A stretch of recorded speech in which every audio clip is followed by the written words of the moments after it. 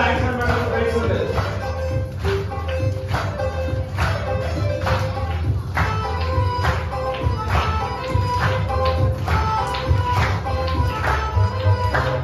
பாசம் வச்சாரு நேசம் வச்சாரு நம் உயிரை தந்து என்ன சத்தமா பாசம் வச்சாரு நேசம் வச்சாரு நம் உயிரை தந்து என்ன